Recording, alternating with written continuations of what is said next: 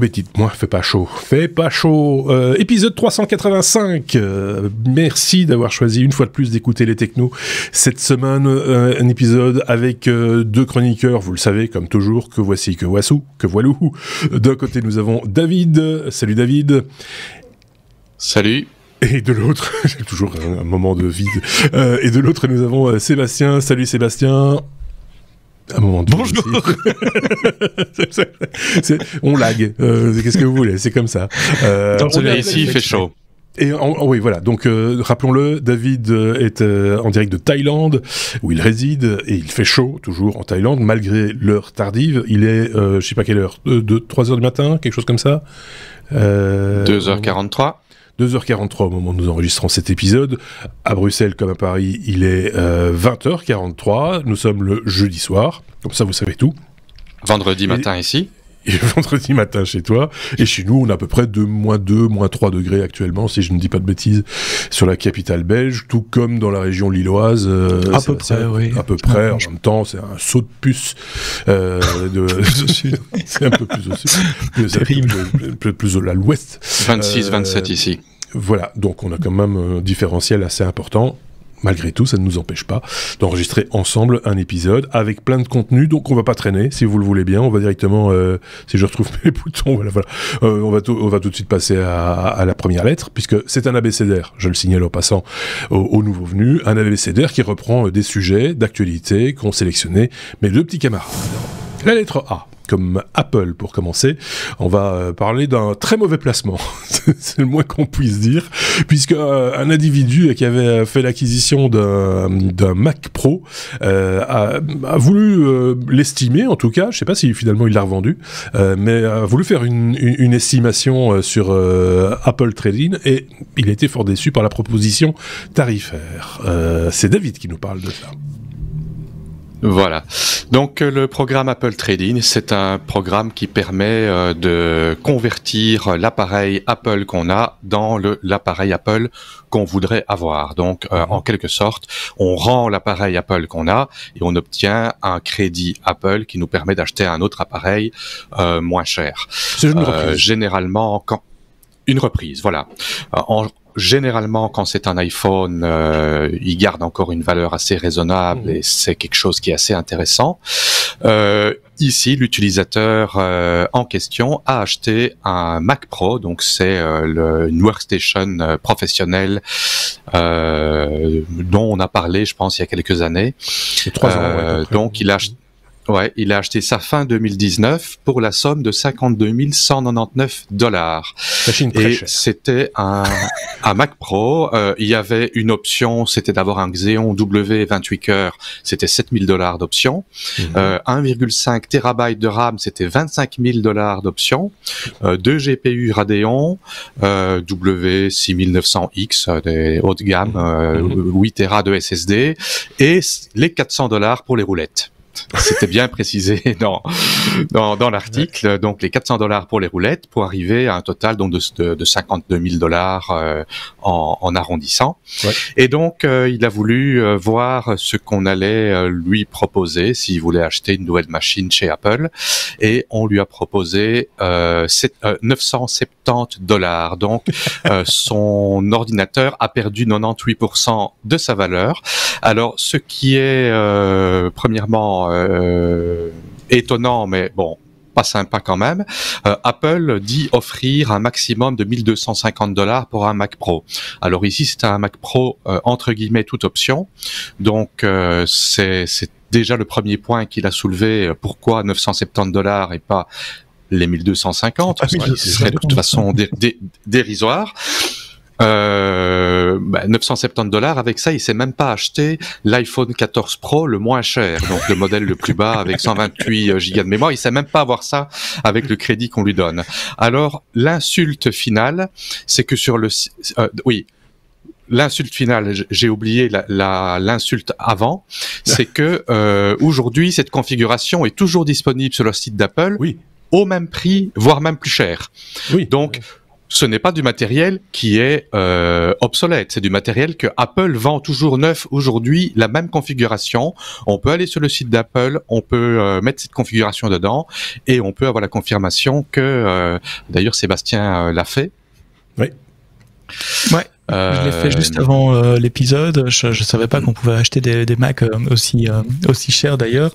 Et sur le modèle en rack, on monte à légèrement au-dessus de 60 000 € aujourd'hui. Et sur le modèle de stop avec roulette, comme tu le précises, qui sont à 500 € d'ailleurs, un peu plus cher qu'en dollars, on arrive juste en dessous de 60 000, à 59 828, toute option comprise, sauf les logiciels. Oui. Et donc, je disais l'insulte finale, c'est que sur un site, sur le site de revente de matériel utilisé, certifié par Apple, cette configuration est vendue entre 37 000 et 39 000 $. Donc, ouais, Apple en offre 970 $, et puis c'est revendu d'occasion de 37 à 39 000 $. La personne qui a écrit ce tweet, donc c'est l'origine, c'était un tweet, je pense, il pose la question, qu'est-ce qu'il y a d'autre qui a perdu 49 cinquantièmes de sa valeur, donc qui a diminué de 50 fois en 3 ans, à part la crypto. Voilà. Oui, c'est ça. Mais c'est inexplicable. Et Apple n'a pas réagi à ce tweet. Il n'y a pas d'effet parce que franchement, c'est quand même énorme. Comme le différentiel est inexplicable en fait. Ça ressemble à une erreur. Oui, c'est ce que je pensais aussi. C'est un cas qui n'a pas été testé dans le logiciel Trading. Le mec qui a développé ça, ils n'ont pas prévu qu'on pouvait revendre une machine à 60 000 $. Ce n'est pas une erreur parce que Apple a écrit apparemment noir sur blanc qu'ils offrent un maximum de 1 250 $, ce qui est dérisoire de toute façon. Bon, donc principe, on connaît un peu la marque quand même si on l'apprécie par ailleurs certains d'entre nous du moins pour les qualités de ces produits. Là, c'est autant ils ont des tarifs prohibitifs dans un sens, autant là dans l'autre sens, ils veulent pas les récupérer leurs machines en fait. Ils veulent pas qu'on les refourbe. Ils préfèrent qu'il y ait un marché de l'occasion quelque part, parce que le mec là, il a tout intérêt à le mettre sur le marché de l'occasion et à aller à 30 000 €, il va trouver un acquéreur. Ça va peut-être prendre un peu de temps, mais il finira par trouver. C'est la seule explication que je peux donner, moi, je pense que Apple ne veut pas reprendre ses machines, tout simplement. Je sais pas ce que tu en penses, Sébastien. Et si c'est pas une erreur, oui, c'est que c'est une volonté claire et ferme de dire on reprend pas ces machines-là. Peut-être qu'ils arrivent pas à les revendre, celles qui sont à vendre à 30 000 €. Peut-être qu'ils arrivent pas à les vendre non plus. Ouais. Je me demande qui achète ça et quels sont les besoins en vidéo. T'as beau me dire, je fais du multicam en 8K et de l'édition vidéo en temps réel, etc. C'est quand même toute la question quand la machine est sortie. Xeon 2, mais rien qu'en pièces détachées, 1,5 Tera de mémoire, ça se vend. On trouve acquéreur assez facilement en pièces détachées. Les cartes GPU aussi, le Xeon aussi. Moi, pour 1 000 $, je l'achète tout de suite. Oui, ça je veux bien comprendre. Mais en pour même le temps, désocer, mettre Windows dessus. C'est un deal mafieux, ça. Enfin, faut pas aller par là. Non, mais oui, en dépiotant la bête, il y a moyen certainement d'en tirer plus, ou en la mettant aux enchères. C'est une prise de risque, évidemment. Mais pas, il faut pas accepter le deal d'Apple. Enfin, en tout cas, on l'avait déjà dit à l'époque, c'est une belle machine. Alors là, la configurer à ce point-là, c'est complètement démesuré. On est tous d'accord de le dire. On voit pas très bien à quoi ça va servir. Parce que déjà, la moitié de ça, c'est déjà exceptionnel. Mais même pour un professionnel oui, enfin, faut être tout à fait honnête, c'était pour moi plus un effet marketing, un effet de manche. Ça dépend pour un développeur. Un développeur qui travaille avec des machines virtuelles et qui travaille avec des grosses bases de données peut avoir besoin de beaucoup de mémoire. Oui, de la mémoire, oui. Mais est-ce qu'il a besoin pour ce prix-là, on s'offre. Mais on prend un serveur de machines virtuelles dans le cloud. Il y a des architectures. Que ça soit chez Microsoft, Google, et pour 60 000 $, on peut en faire beaucoup dans le cloud. Ce que je disais, tu peux avoir une architecture c'est plus en phase avec ce que tu vas faire que celle-là. Enfin, voilà. Donc c'était déjà difficilement explicable. Et donc là, enfin voilà, c'est d'autant plus que quand on voit les performances aujourd'hui des architectures, des processeurs M1, M2.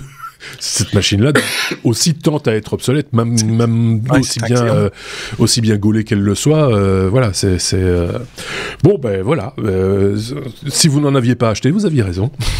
Je pense que la majorité d'entre nous n'ont pas eu l'intention de l'acheter, même pas avec les roulettes. Déjà, il faut être un peu, enfin, excuse-moi, mais il faut être un peu zinzin pour acheter les roulettes, quoi. Il faut, enfin, passons à la suite. 500 €. À 500 €, 400. On va passer à la lettre B, Sébastien, et ça, c'est un sujet qui m'intéresse. Enfin, comme ça m'intéresse toujours, mais je ne me faites pas dire ce que j'ai pas dit.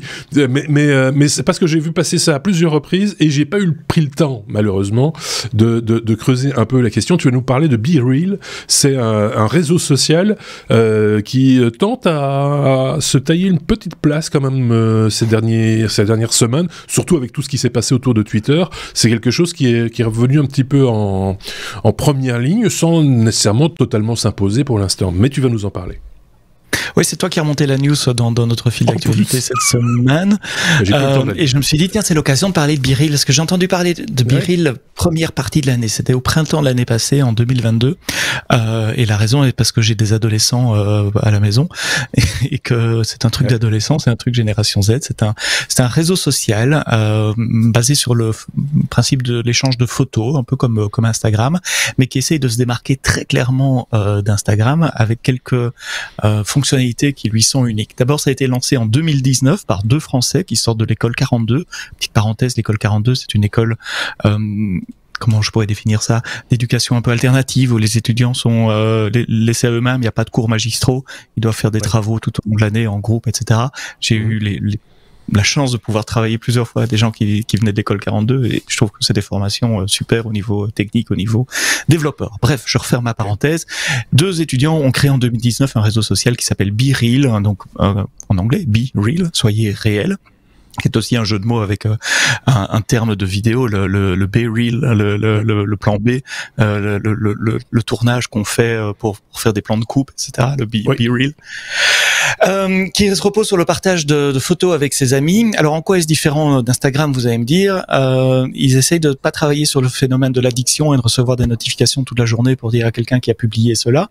Et ils envoient une notification par jour à des moments aléatoires dans la journée. Enfin, on sait pas quand ça va être, on reçoit la notification et on a 2 minutes pour faire une photo de ce qu'on est en train de faire. L'appareil photo prend photo devant et derrière. Et on partage ça avec ses amis. Tant que j'ai pas partagé ma photo du jour, je peux pas voir les photos du jour de mes amis. Donc c'est une manière d'incentiviser, de motiver pour partager ces photos aussi. Et on peut être en retard parce qu'ils comprennent que parfois on n'a pas son téléphone à côté de soi. Donc il y a moyen de faire ce qu'on appelle des late, d'être un peu plus tard. Et d'ailleurs le système est un peu détourné par les adolescents qui se disent je sais que ce soir j'ai un concert, je sais que ce soir j'ai un truc, donc je vais faire mon late très très late. Ils temporisent un peu. Ce soir quand j'aurai un truc intéressant à montrer. Pas de filtre pour se rendre plus beau, etc. Le but c'est de montrer la vraie vie, ce qu'on fait, comme on est. Et ce qui est pas plus mal parce que j'ai appris qu'il y a des dépressions Instagram, des gens qui voient la vie très triste et très morose parce qu'ils ont l'habitude de la voir sur Instagram avec des filtres où la réalité est un peu sublimée, un peu augmentée. Là c'est la vraie vie. Plusieurs dizaines de millions d'utilisateurs en 2022, donc ça a vraiment explosé, au point que TikTok a fait TikTok Now, qui est à peu près le même principe, il t'envoie une notification, tu dois faire une vidéo TikTok dans les quelques minutes, qu'Instagram a réagi avec Instagram Candid quelque chose, Instagram Candid aussi, où c'est de l'instantané, sans filtre, le maintenant. Quand on lit des choses sur BeReal, on a d'un côté les articles en général en français qui disent c'est génial, c'est une pépite française, ça grandit, des dizaines de millions d'utilisateurs, etc. C'est le prochain réseau social. Et puis des articles en général en anglais qui disent est-ce qu'ils vont réussir à passer cette bulle d'acquisition massive d'utilisateurs qu'ils ont eu en 2022? Est-ce qu'ils vont continuer à s'imposer par rapport aux autres? La question est ouverte et on pourra en reparler dans un an.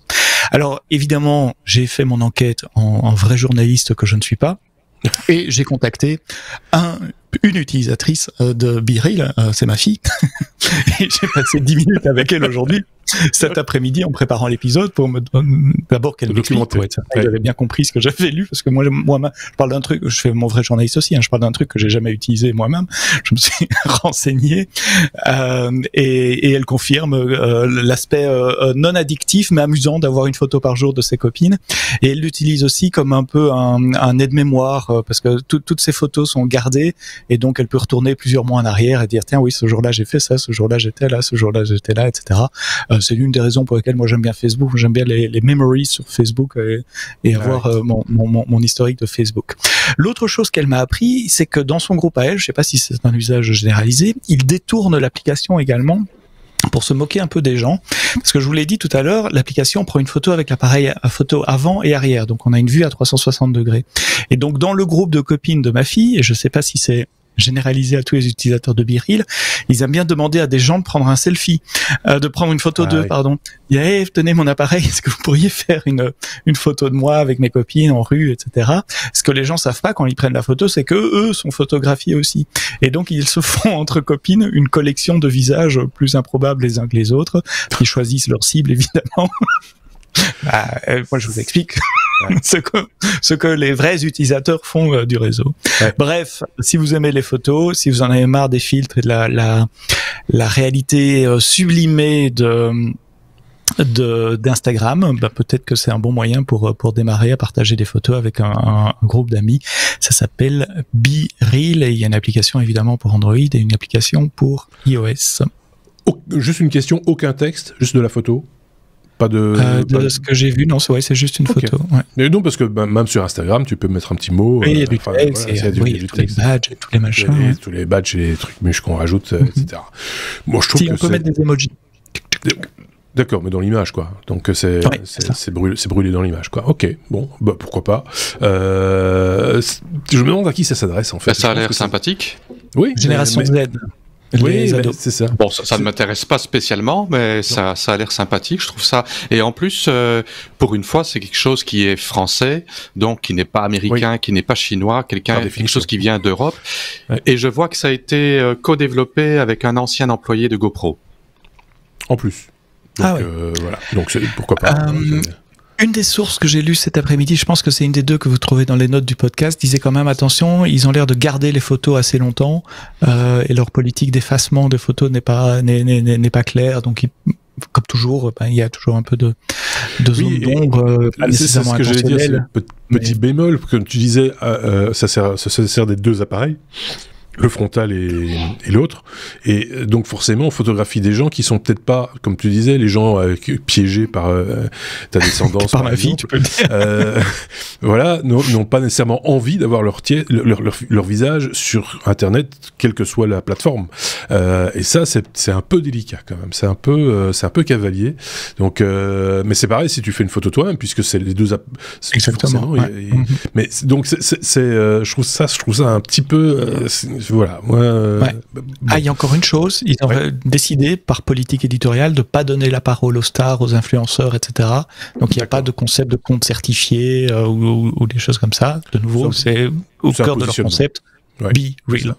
C'est leur position. Sur l'application, quand on prend la photo, il n'y a pas un message qui dit sur l'écran « Attention, vous êtes aussi pris en photo », parce qu'avec ce message-là, la personne qui prend la photo serait avertie. Le saurait. Ce serait un bon moyen d'éviter cet usage détourné. Tiens, tu me fais penser à autre chose que ma fille m'a dit. Si on veut conserver des photos, si quelqu'un prend un screenshot d'une photo qu'il reçoit, l'utilisateur qui a envoyé la photo est averti. Attention, on a pris un screenshot de la photo. Oui, d'accord. Je sais pas trop comment ils font ça, mais... Oui, c'est bizarre ça, mais quoique, c'est pas si bizarre que ça en fait. Sur Android, il y a une fonction de blocage des screenshots, donc certaines applications interdisent de prendre un screenshot, donc ils savent le détecter et donc ils savent Je pense que ce soit iOS envoyer aussi, une notification. Ils écrivent quelque part par contre, la source, mais bon. Rien n'empêche d'avoir deux smartphones et de prendre en photo l'écran du premier. Oui, évidemment, si on veut. On peut le passer dans la photocopieuse aussi, si on veut, ça marche aussi. Mais voilà, donc je suis content. Moi, j'ai l'information que je voulais. BeReal, donc chacun jugera si vous avez envie de tester. Si vous testez chez vous ou si vous connaissez quelqu'un, une descendance quelconque, par exemple, qui le teste, n'hésitez pas à nous faire savoir et nous remonter l'information sur comment vous avez appréhendé ce réseau social français. Voilà. La lettre E, comme espionnage, David, on parle de Voyagers Labs, traîné en justice par Meta. Il faut que tu nous remettes tout ça bien dans le contexte. Qu'est-ce que c'est Voyagers Labs, même si on sait ce que c'est déjà Meta, mais tu vas nous expliquer tout. Voyager Labs, donc, c'est une société israélienne de sécurité qui est spécialisée dans l'analyse comportementale humaine en intelligence artificielle. c'est-à-dire espionnage, à des buts d'investigation policière et autres. Et en fait, ils font du profiling et ils permettent d'identifier avec ce profiling à partir d'informations qui ont été collectées en ligne, de savoir si la personne a potentiellement commis un crime. Si potentiellement elle va commettre un crime, on est un peu comme dans le film Minority Report. Oui. Minority Report, c'est bien ça.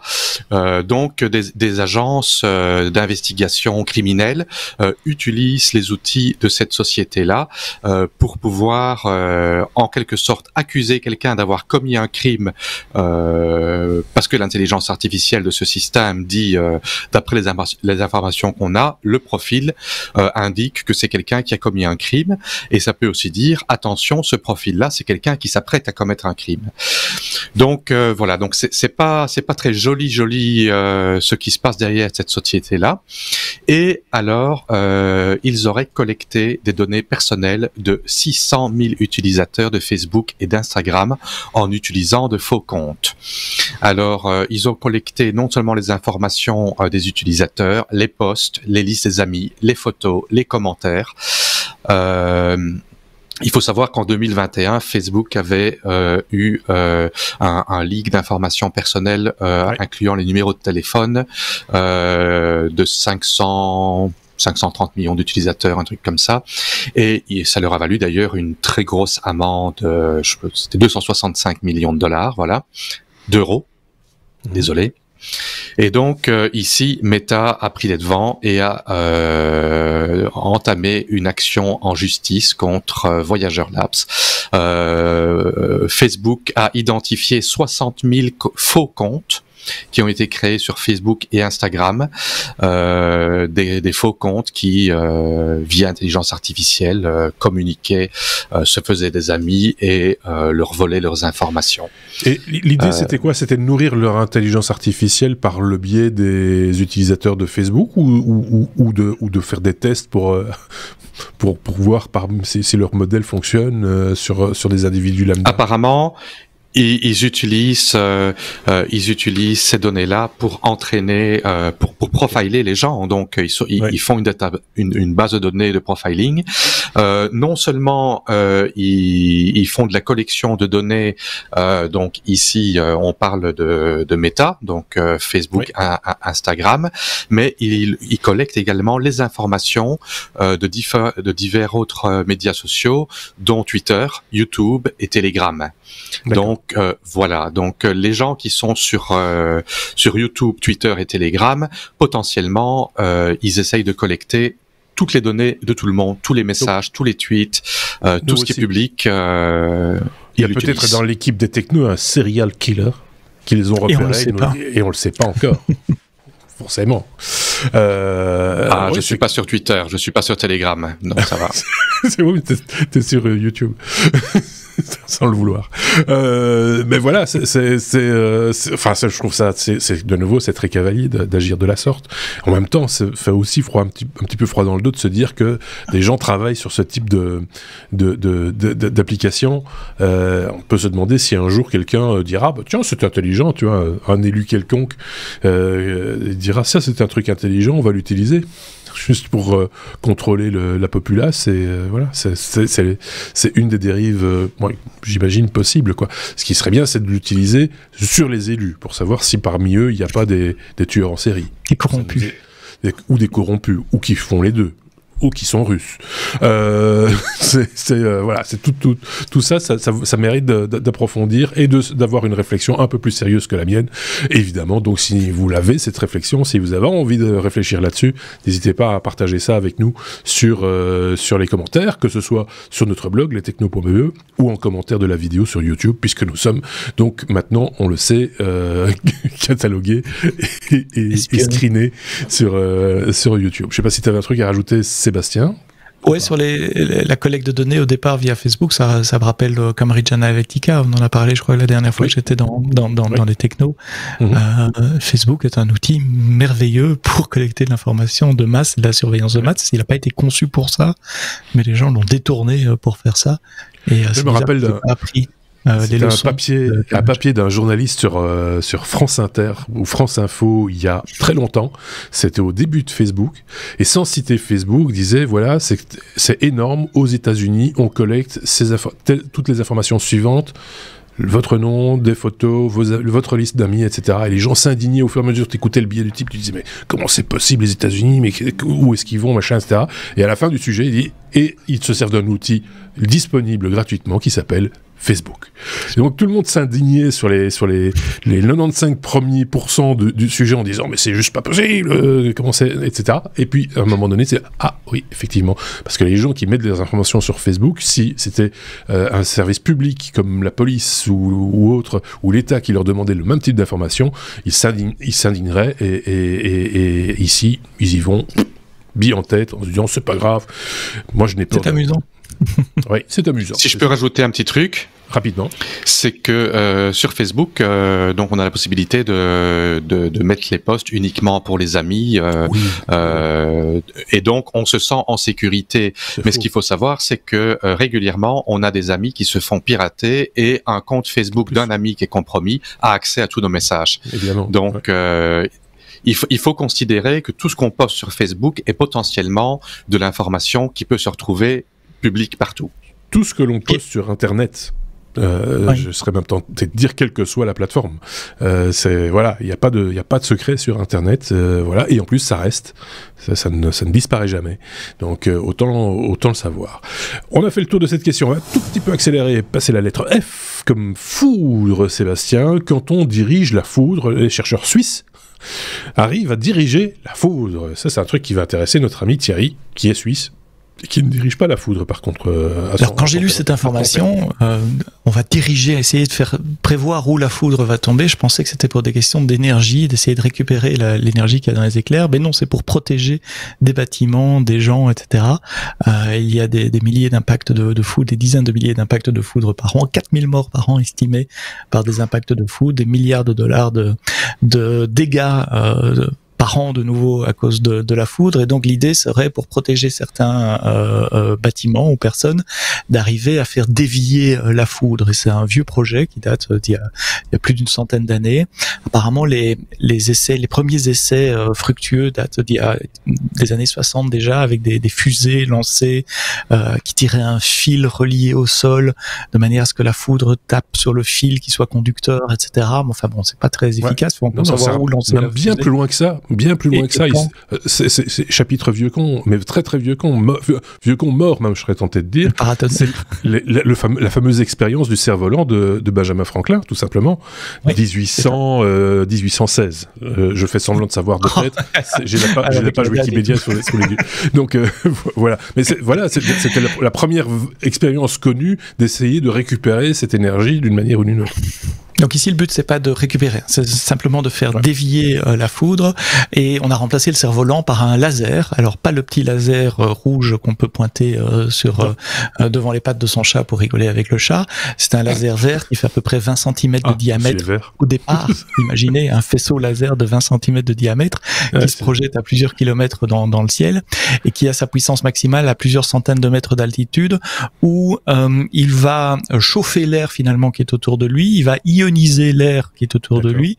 L'ionisation va faire que certaines particules vont être éjectées de la zone chaude, si j'ai bien compris, ce qui va créer une espèce de mini-dépression où l'air est moins dense, et la combinaison d'un air moins dense, d'une poche d'air moins dense et légèrement ionisée électriquement va faire un chemin de moindre résistance pour l'éclair, et donc la foudre préférera passer par cet endroit-là, parce que la foudre est paresseuse comme vous et moi. Pourquoi prendre l'escalier s'il y a un ascenseur? En gros, donc l'idée c'est de créer ces poches, ils appellent ça des précurseurs en français, dans le ciel, proche des nuages, là où la foudre va se déclencher, donc pour forcer le passage. Alors c'est une tentative qui avait déjà été faite au Mexique il y a quelques années, qui n'avait pas réussi, notamment à cause des des conditions météo, et les chercheurs ont refait ça en Suisse à 2300-2500 mètres d'altitude, à côté d'une tour de télévision avec un émetteur 200 mètres de haut. Une tour qui est régulièrement frappée par les éclairs. Ils ont construit un énorme laser à côté de ce truc-là. Ils l'ont fait fonctionner pendant des orages et ils ont pu filmer avec du matériel spécial et surtout mesurer aussi la déviation des éclairs. Donc on voit sur les photos l'éclair qui n'a pas qui n'a pas sa forme habituelle, qui fait un truc un peu bizarre et qui atterrit à 50-60 mètres de la tour et pas sur la tour là où ça aurait dû atterrir. Alors je vous ai mis 2 liens. Un lien, c'est l'article du Huffington Post qui est très généraliste, qui est compréhensible. Celui-là, il fait pas mal à la tête. Mais alors, j'ai été rechercher l'article original des chercheurs qui a été publié dans la revue Nature, c'est pas des rigolos en matière de science. Hein. Là, prenez quand même un Alka-Seltzer avant de lire le truc. Ou alors vous êtes physicien et vous comprenez le détail des lasers, de l'ionisation, des éclairs, tout ça, comment ça marche. Les photos sont assez impressionnantes sur cet article-là. J'avoue que j'ai lu la première moitié, j'ai bien compris. La deuxième moitié, ça m'est passé loin au-dessus de la tête.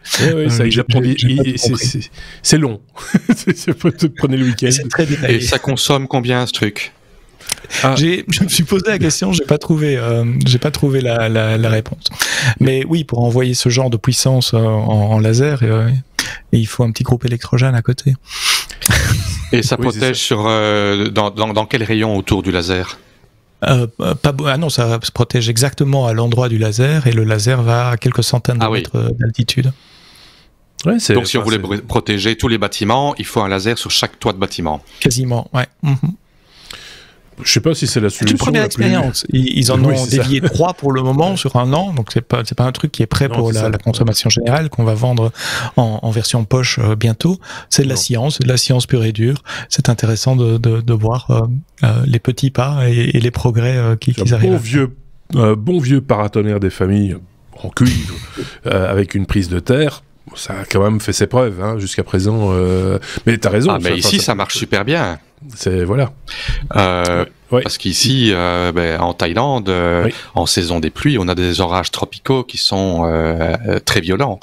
J'avais lu quelque part qu'on a une densité sur les plus gros orages de 150 coups de foudre par kilomètre carré, ce qui est assez énorme.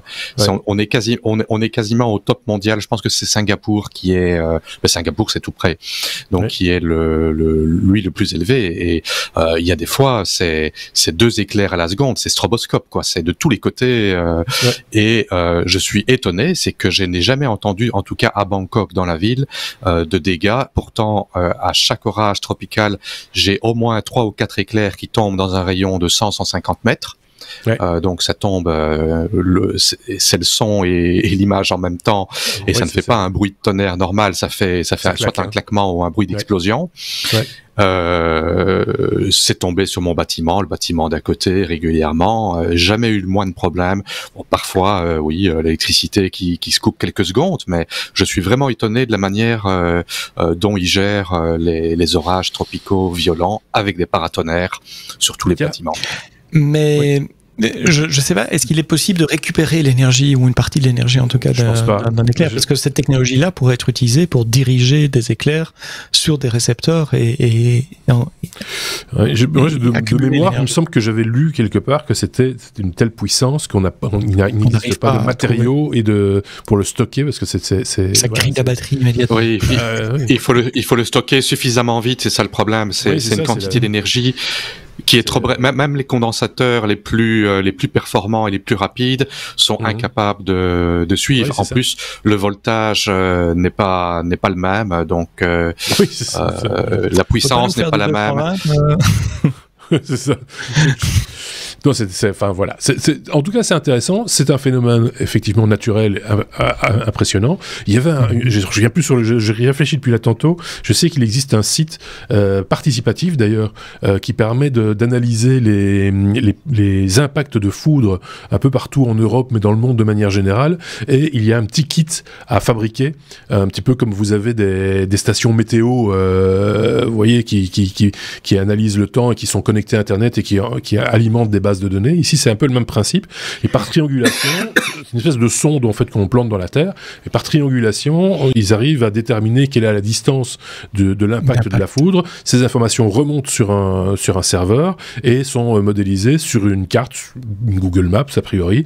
Et vous voyez tous les points d'impact. Et pour l'avoir testé pendant une soirée d'orage près de chez moi, je peux vous dire que c'est rapide et précis parce que c'est effectivement, vous entendez le fameux claquement comme tu disais, David, tu l'entends, tu reprends un petit peu ça te secoue un petit peu, puis tu regardes la carte en même temps et tu vois qu'effectivement sur ton adresse ou pas loin, à 10 mètres ou 50 mètres, tu as un impact de foudre. C'est assez bluffant. Si je retrouve le nom de ce truc-là, je le partagerai en commentaire de cet épisode, et si vous me grillez la politesse, je ne vous en voudrais pas. N'hésitez pas à partager ce lien et le nom de ce site sur lequel je ne reviens pas, si vous le pouvez, en tout cas vous de votre côté, merci d'avance. J'ai comme Google, c'est David qui nous parle de Google qui ouvre les contrôleurs de jeux Stadia. C'est une brève, on va dire ça comme ça. C'est une brève, oui. Donc, on en avait parlé dans un podcast précédent. Donc, Google stoppe le service Stadia et donc les serveurs ont été définitivement fermés. Google avait bien fait des choses en remboursant, en proposant un remboursement à tous les utilisateurs ayant acheté leur kit Stadia via Google. Et la question qui se posait, le gamepad Stadia, qui était un gamepad sympa, est-ce qu'il va devoir aller à la poubelle ou est-ce que Google va l'ouvrir pour pouvoir être utilisé comme un gamepad standard, on va dire. Et oui, Google a fourni un outil de support pour le gamepad Stadia pour qu'il soit compatible avec le Bluetooth. Donc, ça désactive la connexion propriétaire Wi-Fi qui était utilisée avant pour fonctionner avec le Stadia et le remplacer par un Bluetooth Low Energy, ce qui lui permet de travailler donc avec un PC, un Mac ou un autre appareil. L'update se fait via Chrome. Donc, l'update normalement est faisable via Windows et macOS sans devoir downloader une application. Ça, c'est assez sympathique aussi. Et donc, voilà, l'update sera disponible. On ne sait pas pourquoi ils ont donné une date limite. L'update est disponible jusqu'au 31 décembre 2023. Donc, on a encore 11 mois et 11 jours. La seule chose qui ne fonctionne pas, par contre, c'est que il y avait la possibilité de brancher un casque câblé sur la manette pour entendre le son. Ça ne fonctionne plus. Donc, on peut juste l'utiliser comme gamepad pour jouer à des jeux. Moi, je trouve ça plutôt sain de se dire, voilà, on a vendu une quantité... Alors, je ne sais pas combien il y en a qui ont circulé, combien ont été vendus de par le monde, mais de pouvoir donner une seconde vie à un objet, bon, voilà, c'est des déchets en moins dans la nature. Si ça peut encore servir un petit peu, c'est tant mieux. On peut pas... Voilà. Je trouve que la démarche est... Je ne sais pas ce qu'en pense Sébastien, mais elle mérite d'exister. Stadia, c'était un service aussi, non ? Un service en ligne. Oui, c'est un service. Qui est fermé aussi. Hein. Oui. Ah oui, c'est ça. Ils viennent fermer définitivement. Je sais plus je pense que c'est hier. Voilà. Si je me trompe pas. 31 décembre. Ah oui, c'est ça. 18 janvier 2023. Voilà. Si vous êtes possesseur du contrôleur en question, vous savez quoi en faire. N'en faites pas. Et il y avait apparemment entre 2 et 2,5 millions d'utilisateurs. Voilà, c'est déjà ça qui part pas à la poubelle. Enfin, tout le monde ne le fera pas, hein, mais voilà, tant mieux. Passons à la suite. Il n'y a pas grand chose à rajouter du coup. N comme comment ? Notam. C'est quoi ? Qu'est-ce qu'on hein ? Vous avez peut-être entendu cette nouvelle à la radio ou à la télé cette semaine ou dans les journaux qu'il y a eu une panne informatique aux États-Unis qui a cloué au sol plus de 7000 vols pendant plusieurs heures la nuit de mardi à mercredi, si je dis pas de bêtises. Chez eux la nuit, chez nous c'était la matinée. Chez eux la nuit, chez nous c'était en début de journée à cause d'un problème sur le système Notam. Et donc ça m'a généré deux questions. La première, c'est quoi Notam ? Et je vais vous expliquer. Et la deuxième, c'est quelle est la panne ? Et ça, évidemment, on l'a su plusieurs jours après. C'est pas le jour même qu'on a su. Mais quelle est la panne informatique qui peut causer l'annulation de plus de 7000 vols ? C'est presque 1 million de personnes qui ont été clouées au sol et des vols retardés. Enfin, vous imaginez la panique. Ceux qui étaient en l'air sont restés en l'air. Hein. Ils ont pas dans les aéroports à ce moment-là. Oui, parce que en fait NOTAM c'est géré par la FAA et ça m'étonnait aussi en entendant la news à la radio. Je me dis tiens, la FAA c'est la Federal Aviation Association, donc l'organisme du gouvernement américain qui établit les règles de sécurité de vol, notamment les autorisations, les enquêtes sur l'accident, les accréditations, toutes ces choses-là. Et je me dis tiens, est-ce qu'ils ont aussi des systèmes opérationnels au quotidien qui font que les avions peuvent voler ou pas? Donc c'était la première leçon que j'ai découverte ce jour-là. Et le système NOTAM, ça s'appelle NOTAM parce que c'est Notice to Air Mission. Notice, donc dans le sens information aux missions aériennes. C'est un système d'information en fait qu'il est obligatoire. Les procédures de vol indiquent que les pilotes et l'équipage doivent prendre connaissance des notices liées au trafic aérien sur le parcours qu'ils vont faire. Et c'est la FAA au travers de ce système NOTAM qui envoie les notifications. Alors ça peut être une piste fermée, ça peut être il y a un orage là-bas, ça peut être des trucs tout à fait idiots comme il y a des ouvriers qui sont en train de tondre la pelouse sur la piste 42 à New York Kennedy. Enfin donc des choses parfois importantes, parfois pas, mais ça fait partie des procédures de sécurité, de devoir. Les pilotes doivent vérifier ça. Souvent, ils le font sur leur iPad, ils ont une application et ils checkent les trucs. Et c'est ce truc-là qui est tombé en panne. C'est une aide à la décision, quoi. Voilà, c'est une source d'information, comme un RSS de news. Donc nous, on va peut-être regarder les informations routières avant de prendre la route. Tiens, là, il y a de la neige, on va éviter ce carrefour, etc., etc. Ok. Exactement. Ouais. Mais obligatoire pour eux. S'ils l'ont pas, ils peuvent pas décoller. S'ils l'ont pas fait, ils peuvent pas décoller. Et ce système est tombé en panne. C'est con, hein. Ouais. Mais donc plus moyen de diffuser cette information pendant plusieurs heures, ce qui est obligé donc à annuler, je l'ai déjà dit, 7000 vols. Alors ils ont fait leur enquête et ils ont communiqué sur leur enquête, ce qui est intéressant aussi, c'est de voir pourquoi est-ce que c'est tombé en panne. Et c'est tombé en panne à cause d'une base de données qui n'a pas redémarré après une phase de maintenance, parce que les fichiers étaient corrompus. Et les backups n'ont pas pu être réutilisés non plus. Alors ils le disent pas, ça c'est mon interprétation, mais quand les backups peuvent pas être réutilisés, ça veut dire qu'ils backupaient le fichier corrompu depuis très longtemps, et que les backups étaient corrompus aussi simplement. Eux disent que c'est une erreur manuelle, que les employés n'ont pas suivi les procédures en cours, mais il y a beaucoup de critiques qui se sont levées aux États-Unis depuis pour dire la FAA a développé ce système dans les années 90, donc il a 30 ans, il y a eu quelques liftings, notamment de user interface. Je vous ai dit, on peut les consulter NOTAM sur un iPad aujourd'hui, ce qu'on pouvait pas faire évidemment en 1990.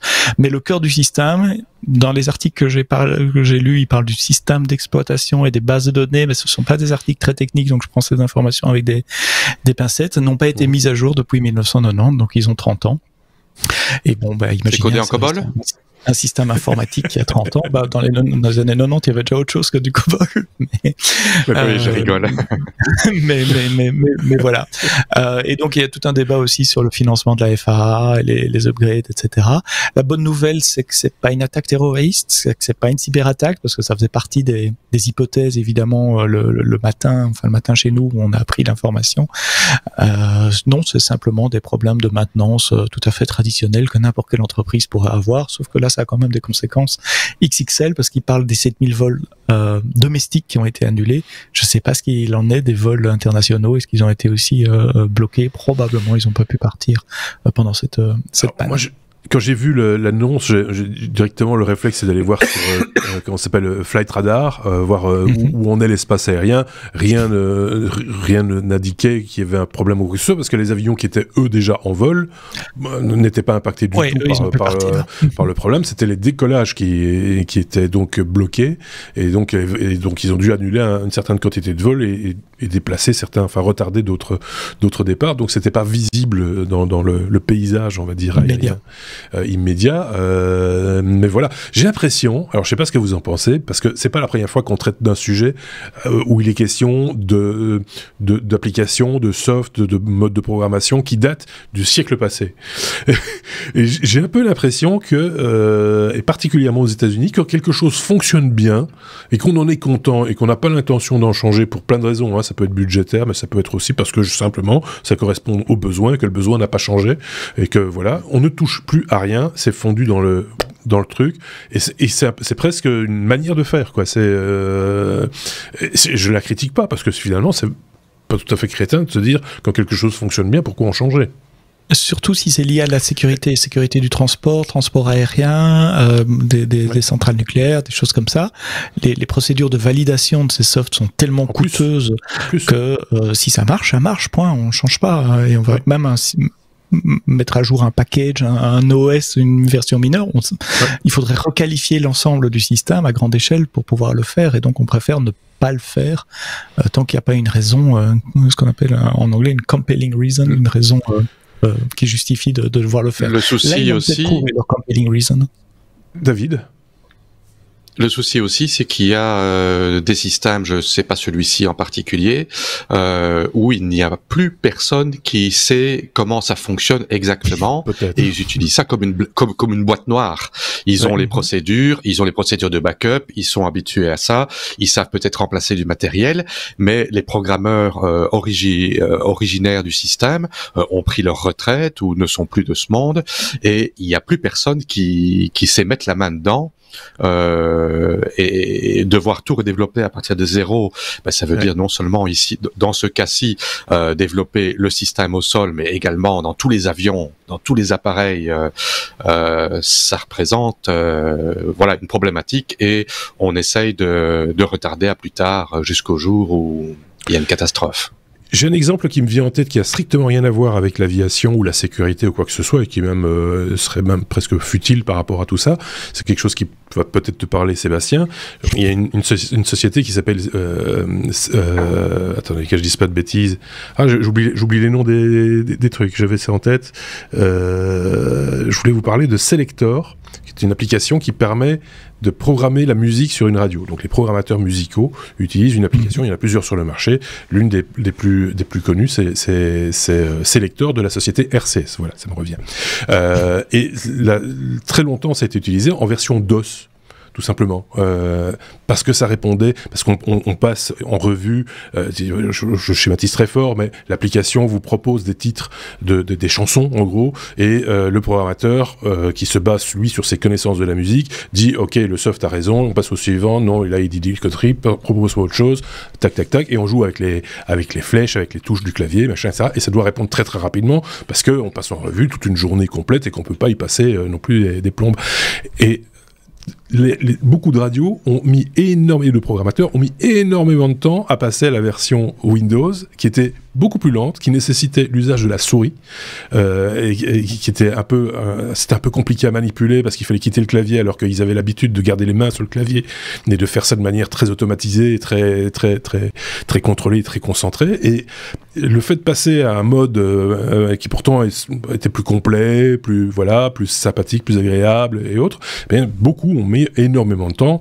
Ça se compte en plusieurs années avant de décider de passer à cette version qui risquait de leur faire perdre du temps et qui n'avait pas manifesté, entre guillemets, d'amélioration notable sur le résultat final. Et donc voilà, c'est une aparté. Même chose dans les banques, dans les boîtes d'assurance, pour tout ce qui est encodage de données, traitement de données. Par exemple, le passage des interfaces vertes, orange du mainframe à Windows a causé des problèmes de productivité, parce que rien n'est mieux qu'un clavier pour des tâches répétitives, etc. Ouais. Donc il a fallu étudier les interfaces graphiques de manière à ce qu'elles puissent être entièrement contrôlées par le clavier pour garder cet aspect. Et c'est pour ça que vous allez encore voir des agences de voyage, si on va encore de temps en temps dans des agences de voyage, où on commande des tickets sur des interfaces mainframe, ou dans des banques. On est encore sur ces écrans de terminaux de saisie vert ou orange pour exactement cette raison-là. Mais là, c'est pas une question de sécurité. Enfin, c'est des questions de productivité, d'ergonomie à l'utilisation. En tout cas, pour les gens qui sont habitués au raccourci clavier. Le changement d'habitude est tellement radical. C'est pas que c'est moins bien. C'est juste le changement d'habitude radical et qu'on est dans le flux et qu'on peut pas se permettre de refaire un apprentissage qui risque d'être dommageable quelque part pour le flux. Voilà. Fin de la parenthèse.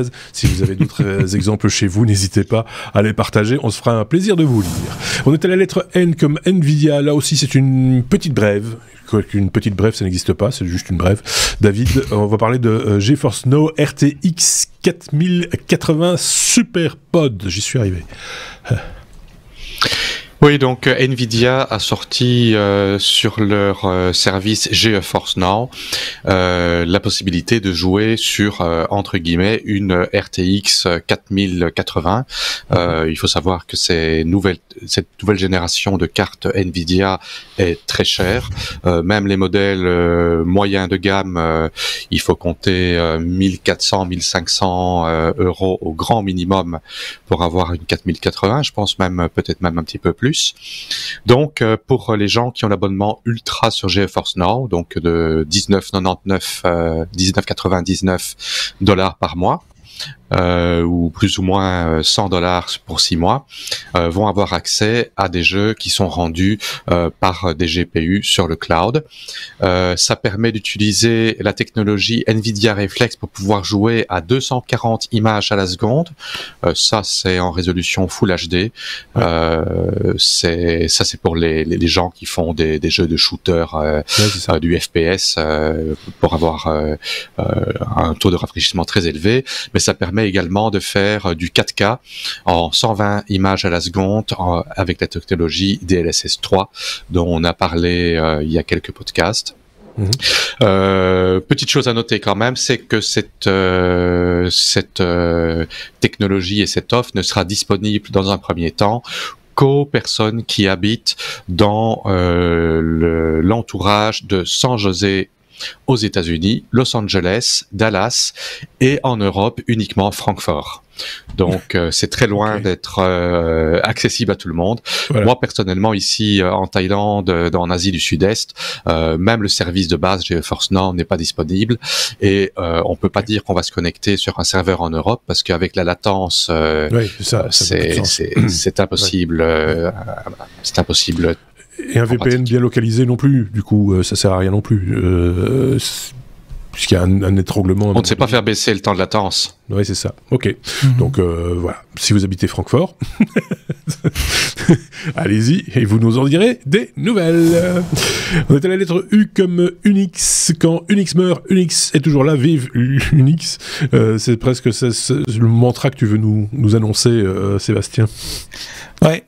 Si c'était pas un podcast audio, on ferait peut-être une minute de silence pour célébrer, commémorer le décès d'Unix. Unix, c'est quoi? C'est un système d'exploitation qui date des années fin des années 60, début des années 70. Je vais vous en parler un tout petit peu plus dans une minute. Qui avait ceci de révolutionnaire à l'époque, qu'il était conçu pour faire tourner des programmes multi-utilisateurs. Parce qu'avant ça, les ordinateurs, c'était un ordinateur, un programme à la fois.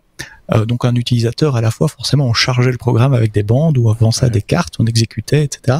Et donc on pouvait pas se partager des ordinateurs. Et donc les laboratoires d'AT&T, opérateurs de télécom, et de Bell Labs essayaient de construire un système d'exploitation multi-utilisateur. Je vais pas rentrer sur tous les détails au début, mais enfin on est arrivé sur Unix, ça a pris une bonne dizaine d'années quand même pour en faire quelque chose de vraiment utilisable, depuis la fin des années 60 jusqu'à la fin des années 70, par deux messieurs qui ont donc marqué l'informatique, retenez ces noms-là, Kem Thompson et Dennis Ritchie, qui l'ont écrit en C de manière à ce que ça soit portable. C'était nouveau aussi à l'époque. À l'époque, les OS étaient plutôt faits en assembleur, donc c'était vraiment conçu pour une machine, une architecture particulière. Là, c'était en C, donc il a pu être porté sur des tas d'architectures et devenir assez populaire. Le dernier Unix commercial, c'était IBM qui faisait AIX, et IBM a annoncé l'arrêt d'AIX. Et c'est pour ça qu'Unix est mort, parce que à ce jour, il reste de l'Unix open source, mais il reste plus vraiment de l'Unix commercial, puisqu'il y avait grosso modo 3 Unix commercialisé, AIX sur sa gamme de serveurs Power, mais ça fait 7-8 ans maintenant que AIX fait des serveurs Power qui supportent pas AIX, donc on voyait venir le truc, d'autant plus qu'IBM a racheté Red Hat pour $34 milliards, Red Hat qui fait Linux, donc est-ce qu'ils allaient continuer à faire Unix alors qu'ils avaient Linux à côté? Il y avait HP qui faisait de l'Unix aussi, avec HPUX, qui vendait ça pour des processeurs Itanium, mais ils font plus d'Itanium depuis une dizaine d'années aussi, donc c'est mort.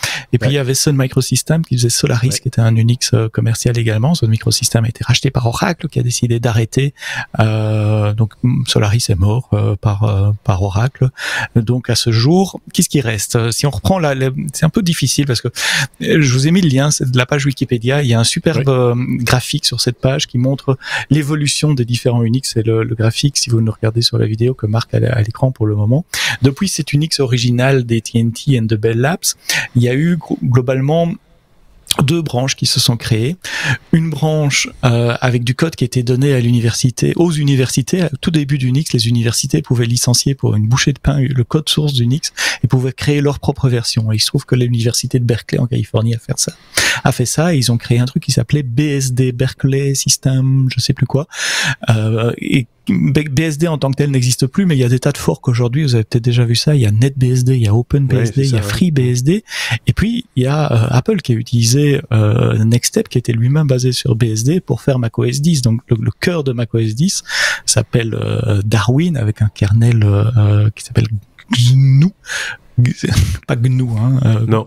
XNU. Bref, mais ça c'est encore du BSD, et ça c'est du vrai Unix, mais c'est la branche libre open source qui vient de Berkeley d'Unix. Et puis il y avait la branche commerciale avec des sociétés qui ont payé des licences à AT&T pour pouvoir développer leur propre Unix. Et ce sont les 3 dont je viens de parler. Enfin, il y en a un peu plus que 3, mais je vais pas rentrer dans les détails. HP, IBM et Sun Microsystems globalement qui ont fait les dérivés. Il y avait, vous avez peut-être aussi entendu parler d'UnixWare, Novell, Silicon Graphics.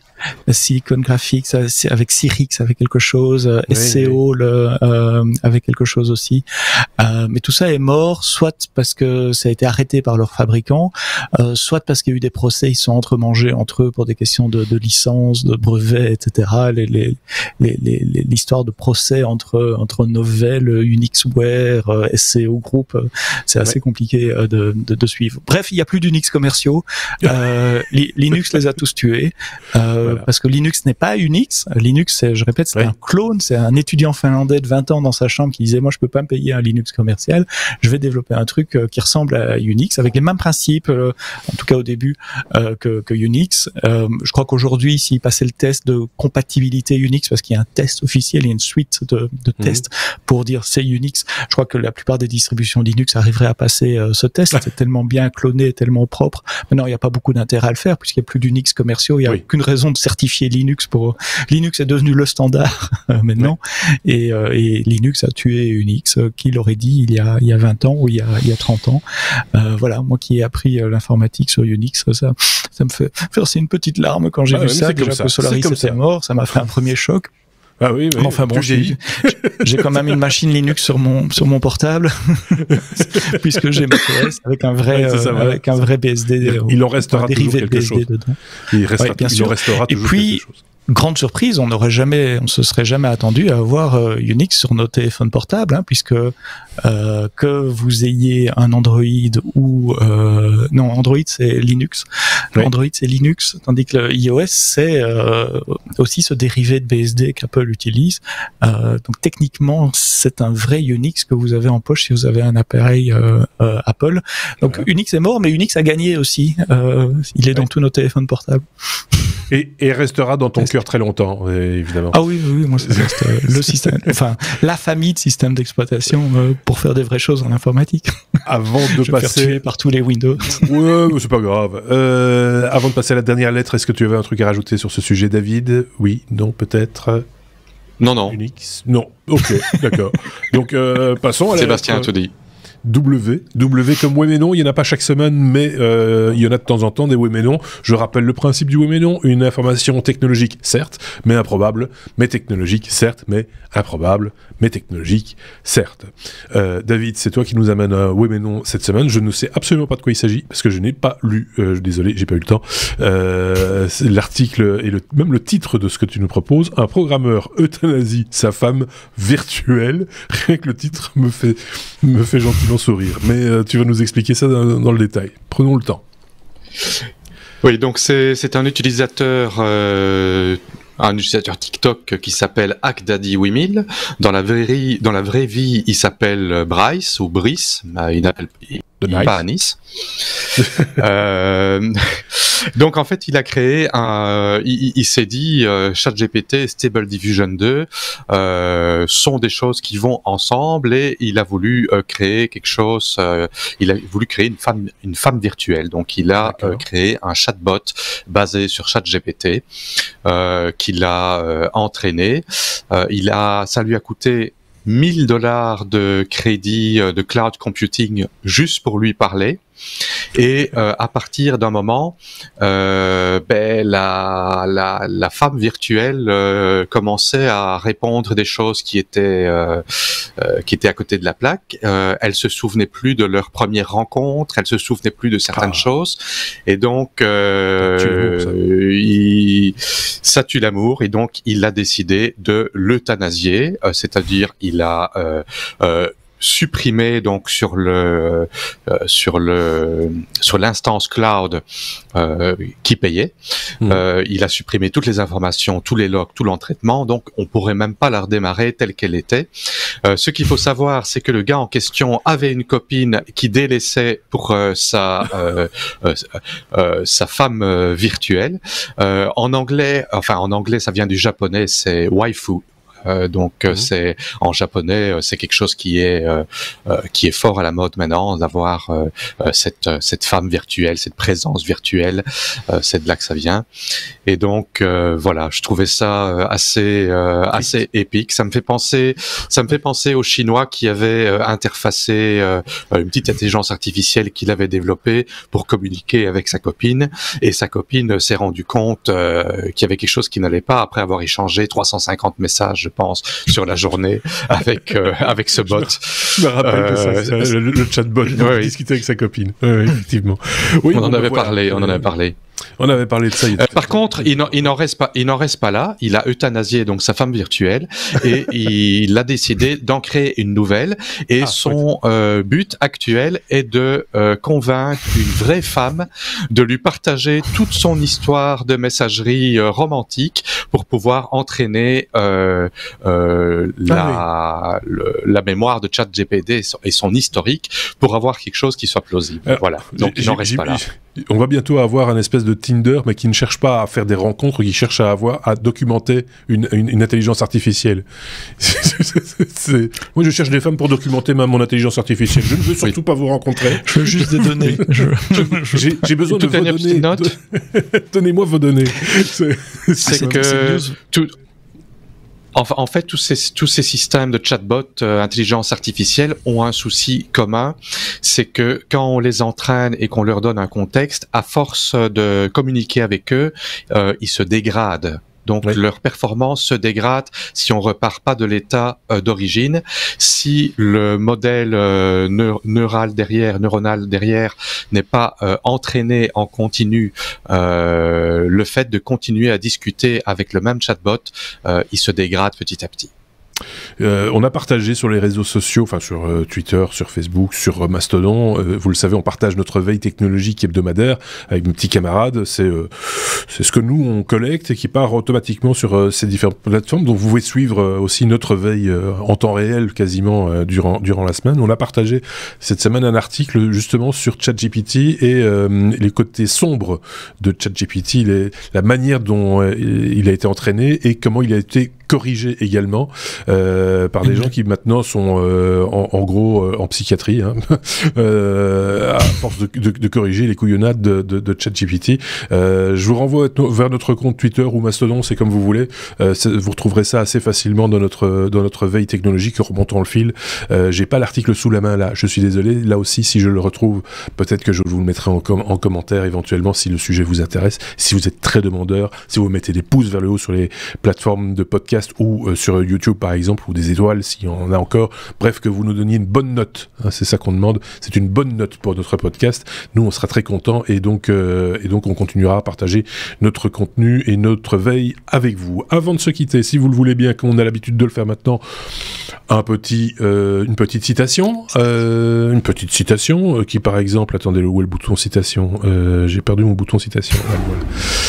Puisque le passé n'est plus, puisque l'avenir n'est pas encore, puisque le présent lui-même a déjà fini d'être avant même qu'il a commencé d'exister, Comment pourrait-il y avoir une réalité du temps ?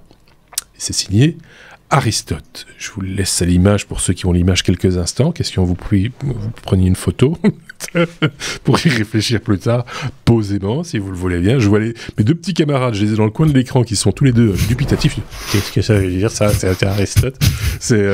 Voilà, donc n'hésitez pas aussi à partager les petites citations qu'on vous trouve ça et là. Ça a toujours un peu de sens avec ce qu'on vous propose comme contenu technologique, l'avenir, le passé, etc., etc. Merci Sébastien, merci David, merci à tous les deux pour cet épisode 385 riche en informations. Il y en a encore, on en a sur le coude, et on va vous le proposer en bonus, évidemment. Il est même peut-être déjà disponible, tout dépend du moment auquel vous écoutez cet épisode. Un bonus, ça fait 15 minutes, donc on va encore prendre un tout petit peu de votre temps pour vous informer avec quelques news dans ce bonus que vous pourrez découvrir quand vous le voulez et le consommer quand vous le voulez. Merci à tous, passez une excellente semaine, et on se dit donc du coup à très bientôt. Salut!